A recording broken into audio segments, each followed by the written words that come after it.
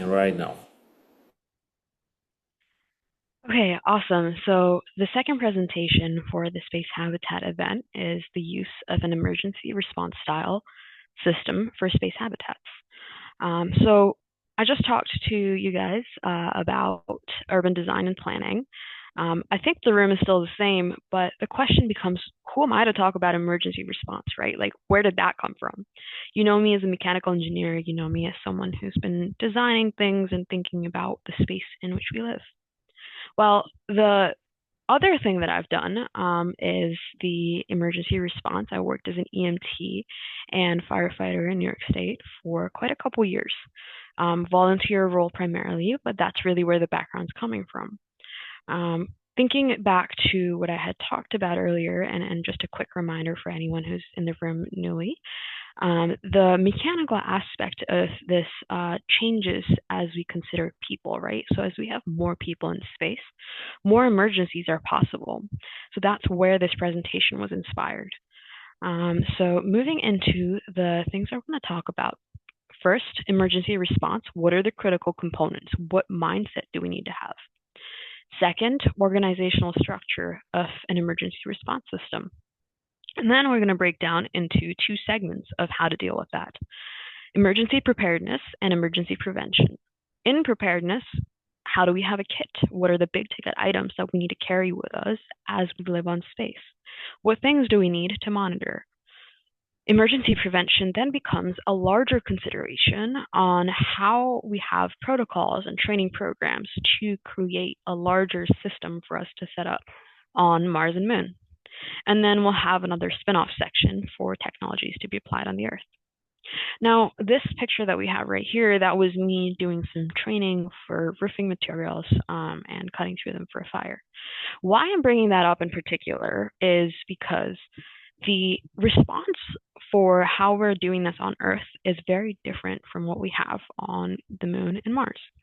So thinking about how we can execute something like this, right? If I'm cutting into a roof in space, that would be really hard to do because the materials we're using are different. We're exposing ourselves to radiation. If we're on the moon, we're exposing ourselves to particles. If we're on the Mars, we might have a storm going on. So many different factors to consider. And I'm going to talk about some of those segments and how to establish a framework to develop those factors further. So, the critical components of emergency response. We talked about preparation versus prevention. Yes, we can prepare for emergencies. It's always better to prevent them. So that's the biggest thing. Even in healthcare, I think that's a new initiative where we're treating a disease. We also have to prevent it. So that's really the framework for any health or human-based response system. Now, the US created the National Incident Management System to do both of these functions and also manage anything that's ongoing. That is managed by the Incident Command System, which is essentially a group of people working together under this general structure. And that can be really anyone. It can be fire, it can be police, it can be emergency response, paramedics. But what it dictates is that you need to have one commander who is responsible for the higher level function and knows all of the information. And then there's other people who are experts in their own sections, so public information, safety, and liaison, who advise this commander on the big things. That way we don't have confusion. That way we don't have too many people calling shots, because that's really a formula for chaos. Then we trickle down into different sections, right? As the incidents grow bigger, especially in space. Very, very large concept. Logistics, planning, finance, and operations are different segments that we can consider on how to establish.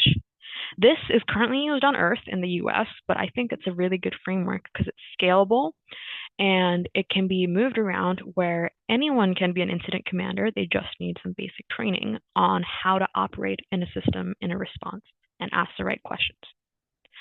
The other consideration in this before we move into the next topics is there's a thing called span of control. How many people can you manage reasonably in a certain framework? Each person must have no more than 5 to 7 people to manage as direct reports so that this emergency response framework is scalable. And that way you have a system where you can have one person reporting to the other. Information is shared throughout all levels, so there's no gatekeeping of information. But it's just that one person is responsible for a certain function, and that there's no too many cooks in the show, if that makes sense. So now that we know those critical components, we can talk about what that organizational structure could look like in space.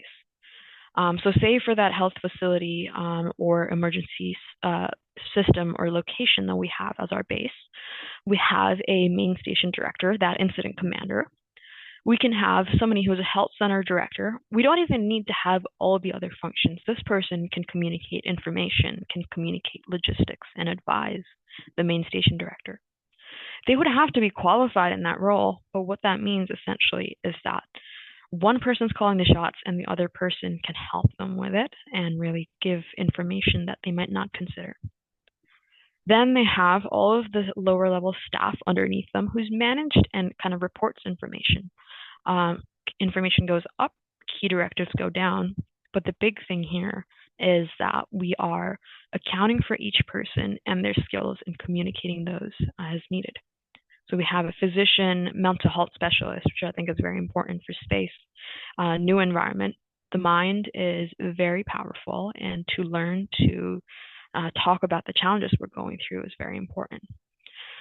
And then somebody who's a technician or assistant, as many of those as we need, can also be really helpful in such a structure.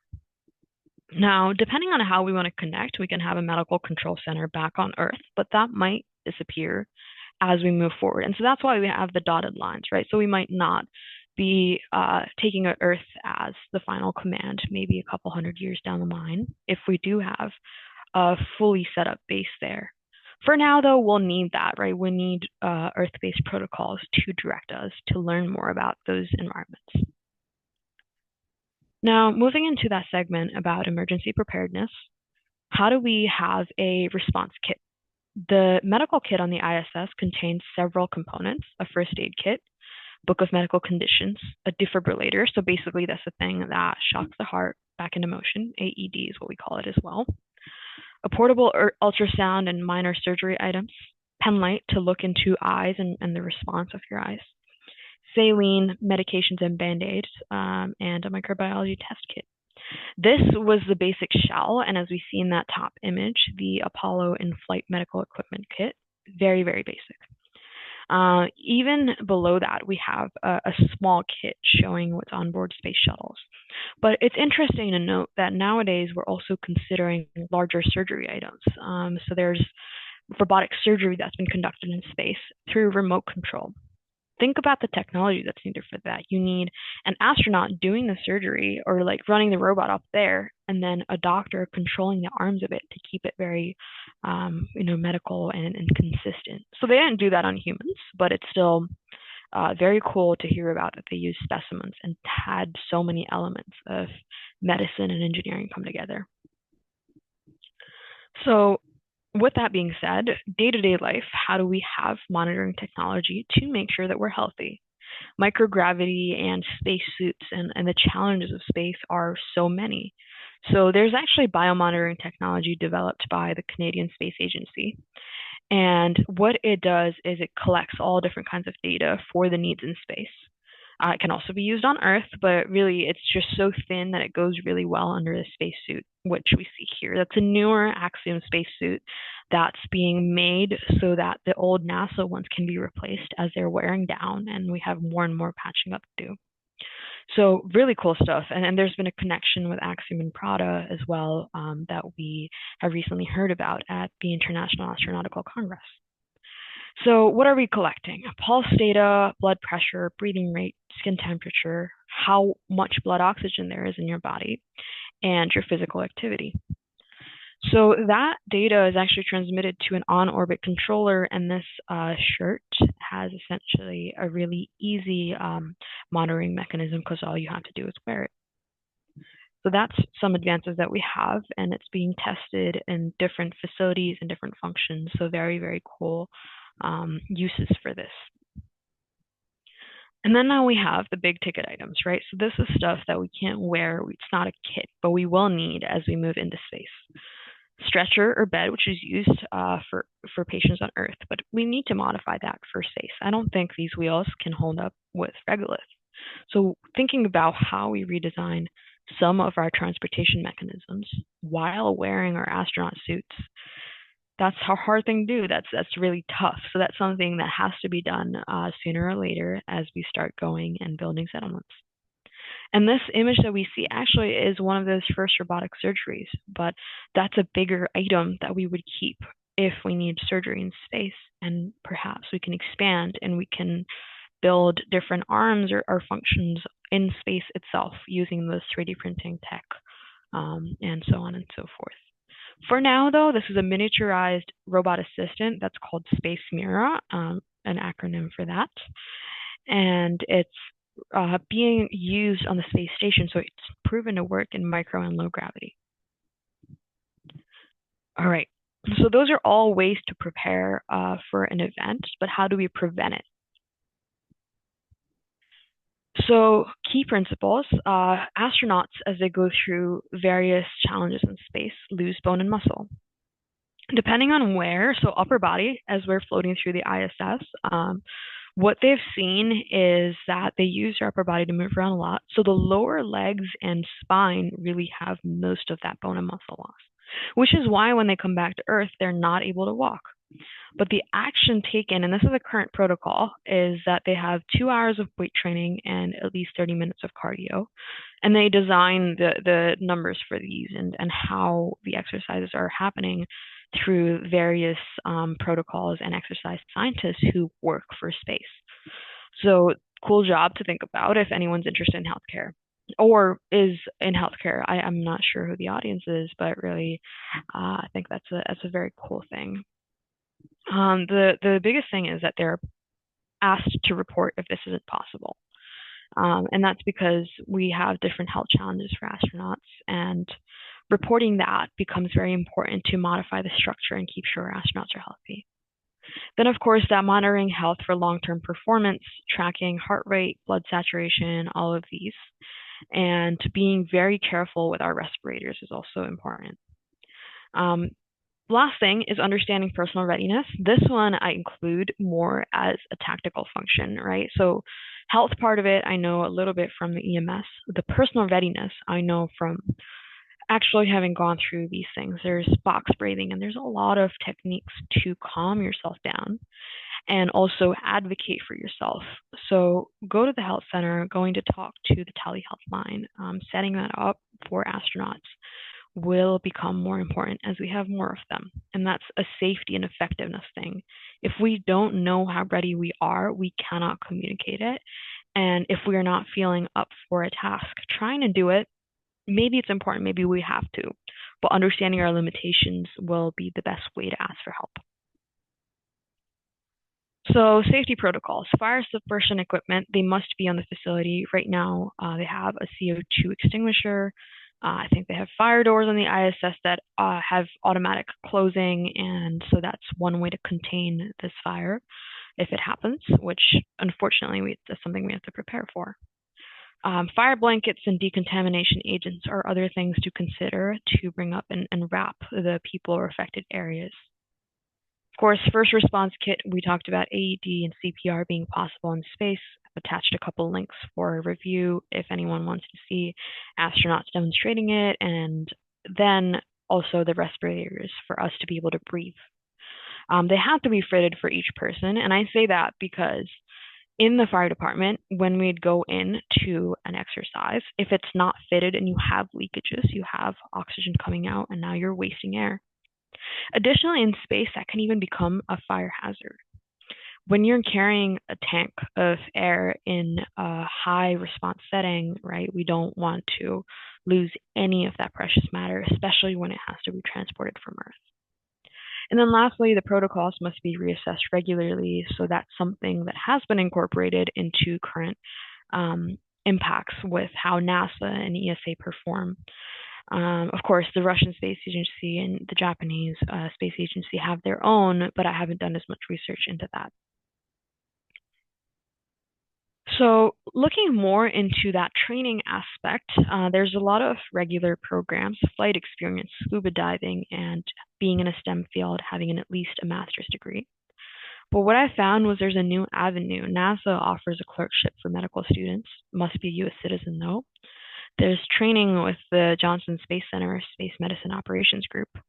There's the International Institute for Astronautical Sciences, the NASTAR program, and a lot of commercial trainings. So this is opening up to the world very, very quickly. And I think that's really cool, right? Astronauts now are not just people that go to space. They're people that are planning to live there and really establish the basis for human life. So I've included a lot of YouTube resources. I'm not going to go through every one of them, but I'm going to talk about the overview, free first aid kit and how to make that.